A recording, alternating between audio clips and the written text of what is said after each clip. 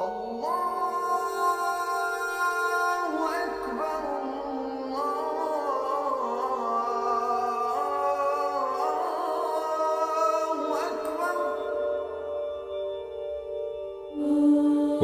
to Understanding Islam. This week we're going to be looking at peace, jihad and war. This is the 10th episode of the third series of Understanding Islam, which is called Building a Just Society. So let me just begin by reminding you that if you have missed any of the previous episodes, you can go to the Ahlulbayt TV on-demand section on the website and you'll find them all there. And also, if you want to go to my own website, you will find there an article that accompanies each of these programs, and you can also find the video recordings of the programs there as well. So when we hear of peace talks going on somewhere around the world, or we can hear about a peacemaking delegation, what's the meaning of the word peace here? Well, often it just means a cessation of violence. We're going to stop the fighting here. But is that real peace? Is that peace according to Islamic understanding? If we go right back to the very beginning of understanding Islam, and we remember that we had that three-letter root, SLM, and from this root we formed the three words Islam, Muslim and Salam. And that root has with it a whole range of meanings. The meanings of justice, safety, security, balance, due order, harmony, everything in its right place. And as far as the human being is concerned, obedience to the divine will. So this then is the meaning of the root. So when we talk of salam, peace, we're meaning a state of justice, balance, security, everything obeying God, everything in its rightful place. And so peace cannot come about just by people stopping fighting. Peace, salam, actually requires that we establish justice upon the earth. It means that we and all people and the whole of creation are brought under the divine guidance and live the way that God, the great creator, intended. And then true peace can reign. If we are thinking about the conditions of establishing peace within our own life, we can see that this is not going to be something that's easy. Temptation is something that's real. We are tempted to do things that we know we really ought not to do. Sin is something that's real. It's rebellion against the will of God. And so, therefore, there's a struggle that's involved here. We're all born in a state of harmony with God. We're all born Muslim. But that state doesn't last long once society starts to get hold of us, because society can tempt us and push us and lead us astray in different ways. So from the very beginning, we need to be trained according to the ways of God, and we need to learn self-discipline. We need to learn struggling in the way of God. Now, in addition to that, we have the tempter, because the Quran tells us about the existence of a third form of life called the jinn. Now, one of the jinn, called Iblis, commits the ultimate sin of rebellion against God. He says, I know better than you know. So he sets his judgment up against the judgment of God. And of course he loses, because God is all-powerful. God will win at the end. And yet Iblis has pledged himself to spend the whole of time tempting human beings to get them to rebel against God. So the temptation of Iblis is a real factor in the life of a Muslim and therefore of every human being. So we can see life as a struggle between the temptations of Iblis, the temptations from society to go astray and to live in ungodly ways, and against the pull of our own lower selves that want us to go away from the path of Islam and to do something that we know that isn't really right. This struggle, if we put it into Arabic, is the word jihad. Jihad means to struggle and to strive. And if you think about somebody going up a hill and really struggling and striving to go up the hill, puffing and panting and so on, then that is somebody who is performing jihad, a real struggle. It's an inner struggle within my own self, first of all. Because if I'm not struggling to overcome sin in my own life, then I'm going to be no use at trying to overcome sin in the outer society in which we live. So jihad is first of all an inner struggle against my own waywardness, against my own weakness, my laziness, my arrogance, my sense of self-sufficiency. I don't need anyone, I don't need God. There was one occasion recorded in the histories in which Prophet Muhammad, with a group of his early community from Medina, was coming back from having seen off a raiding party. So they'd been out to fight them off and send them on their way. And he said to his companions as he was returning, "We are now returning from the lesser jihad, that is, fighting off the enemy, to the greater jihad, that is, fighting our own waywardness, our own lower tendencies." So this is the great jihad in the life of every single Muslim. And if one wants to be a Muslim, one has to say this jihad is compulsory. It needs to be engaged upon, because otherwise we're going to slide backwards away from the way of God. Now, this is where living in a Muslim society can be very useful, because the community give you some support. You're surrounded by other people who are also trying to live a Muslim way of life. And yet we have to live in the world in which we find ourselves. And so we have the saying that you are to live in this world around us, but not necessarily to accept its ways, not necessarily to accept the standards and values of the world around us. So to be in the world, but not necessarily of the world. We can call this a kind of psychological withdrawal. I don't have to do what everybody else does in this society.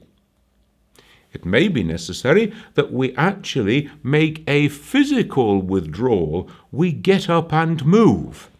It may be that we move house, that we move job, that we move the company that we keep, so that we are not drawn into ungodliness. It may even be that we have to get up and leave one country and go and live in another country. And so this inner struggle can become then an outer struggle as well.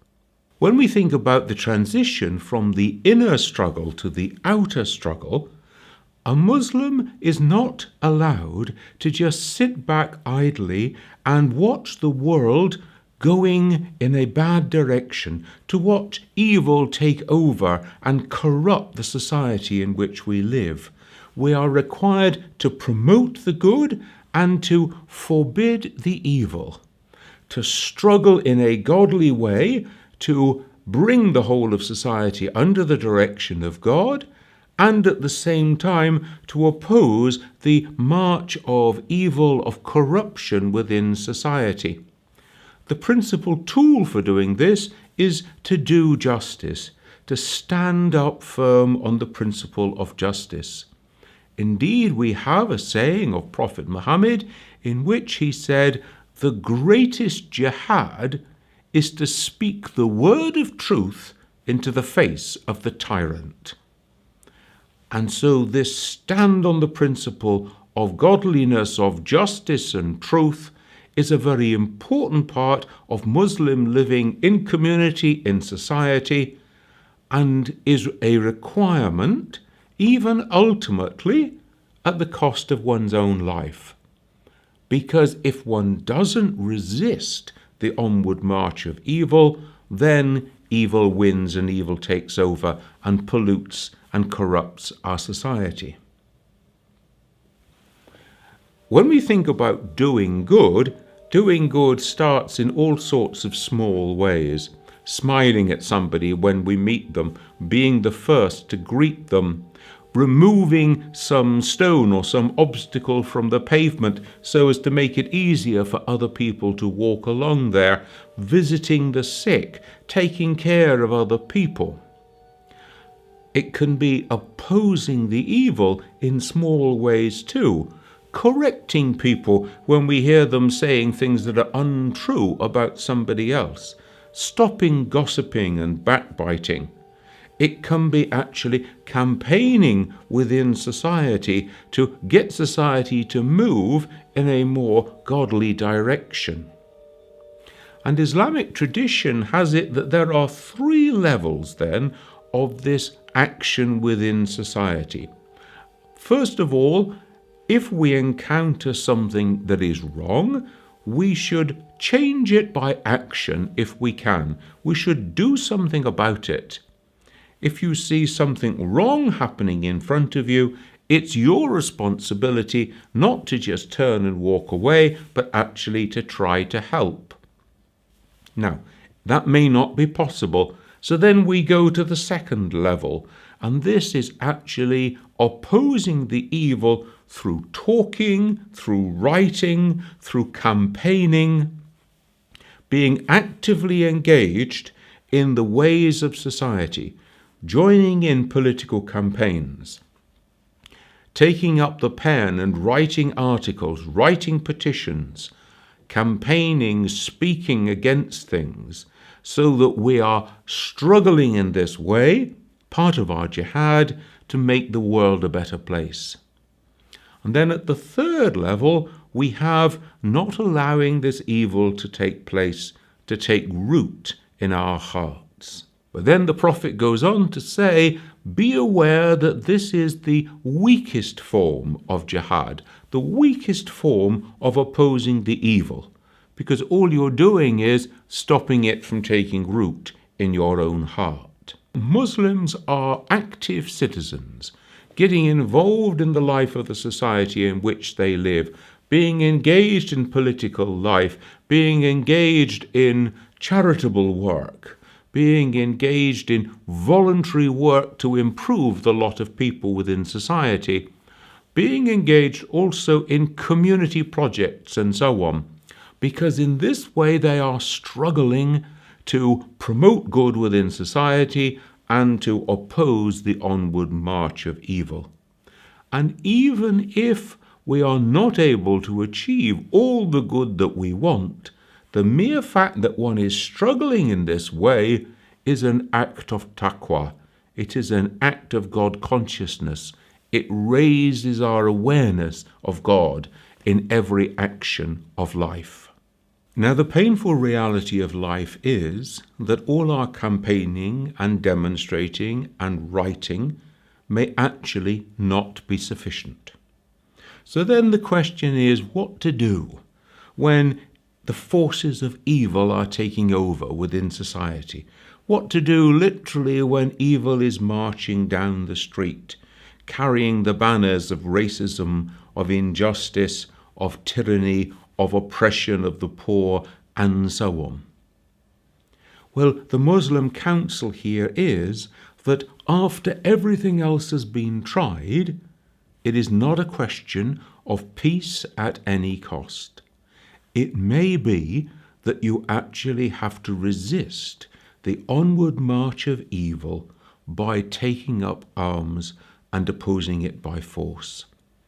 And this then becomes the jihad of legitimate force. here is the most serious activity in which any human being can engage in, because you are talking about being prepared to take the life of another human being. This is much too important just to be left to human whim. This must be conducted according to the guidance of God, according to God's laws, not human beings' laws or whims. And so 5 principles are set down for the conduct of a jihad. First of all, it must be the last resort. Everything else must have been tried first. Secondly, we must use minimum force, only that which is required to repel the evil forces should be used.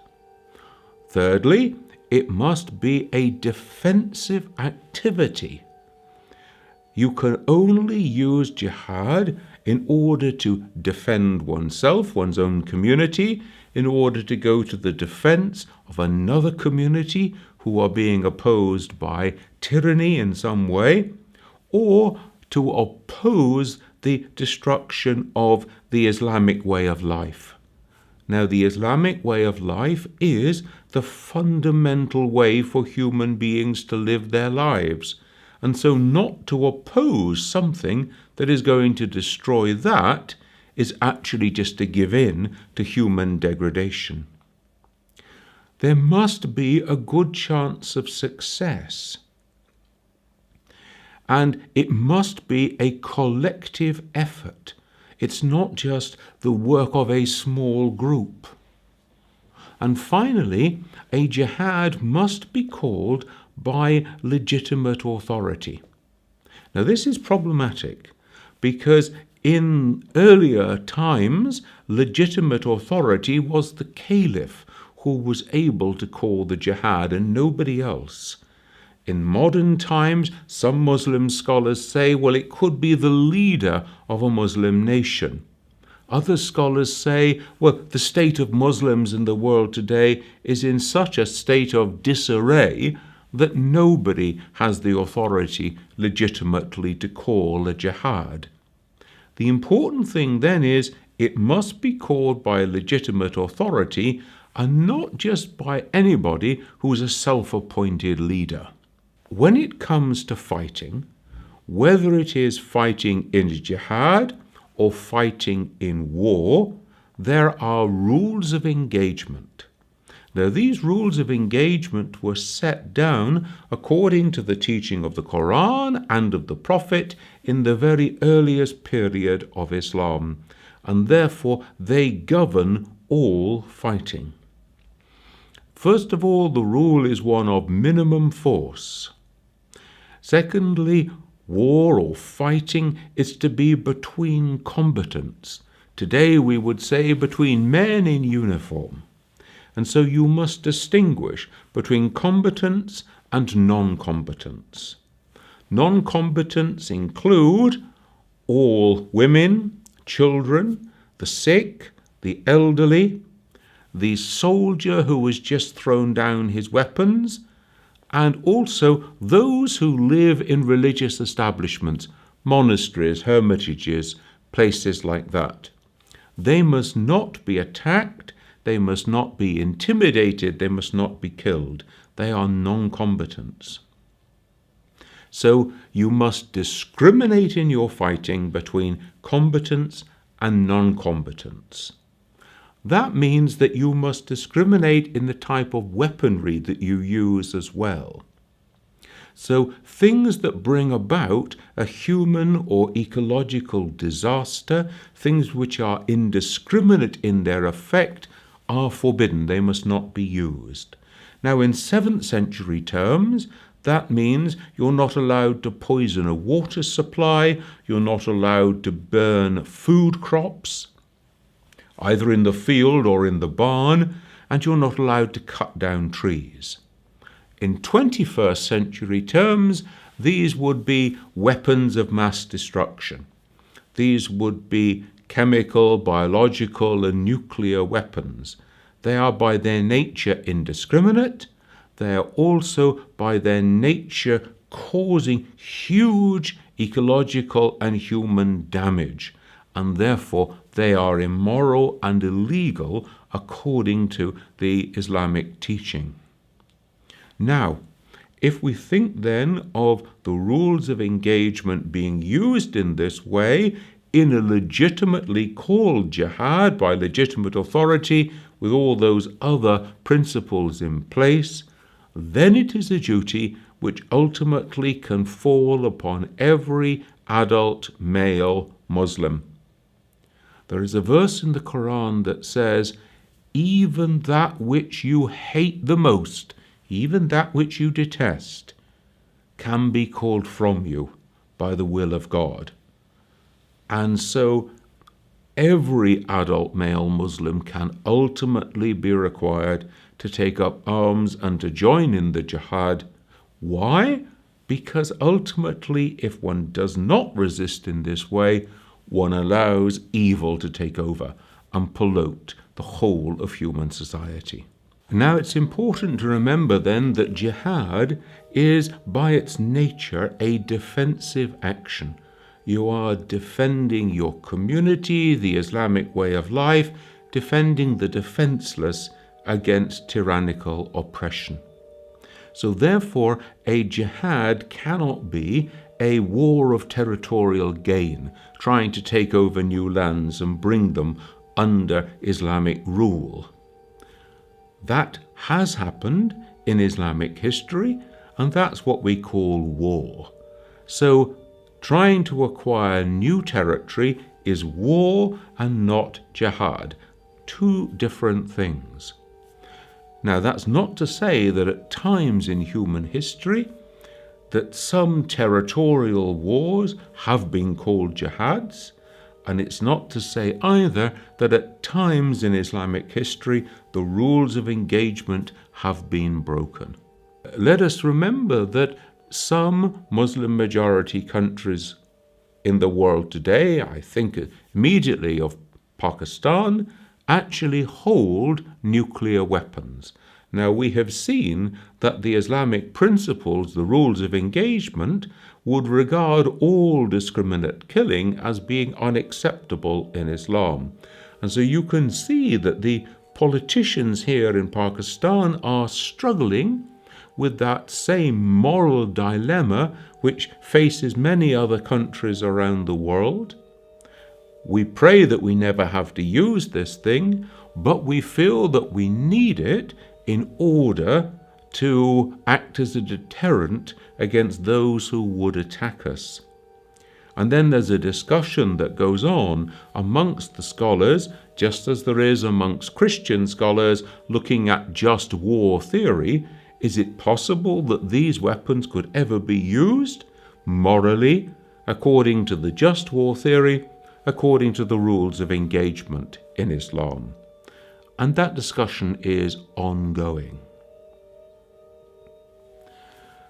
Join me next week when we're going to be looking at martyrdom and self-sacrifice in Islam. I look forward to seeing you then.